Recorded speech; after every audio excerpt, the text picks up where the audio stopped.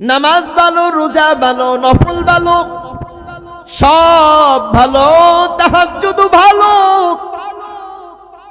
দান সদকা অনেক বেশি বেশি করত। তাহলে ওই আলকামার জবান দিয়া কেন আওয়াজ বের হয় না? ব্যাপারটা কি? আরেকটা কথা জিজ্ঞাসা করতে চাই, বলে কি, বলো তো দেখি আলকামা, তোমার সন্তান, তোমার সঙ্গে সন্তানের সম্পর্কটা কেমন? বলো না, তোমার সঙ্গে সন্তানের সম্পর্কটা কেমন? আলকামার মা ডাক দিয়ে বলে, আলকামার মা ডানে বামে তাকায় না, চোখের পানি ছেড়ে দিছে।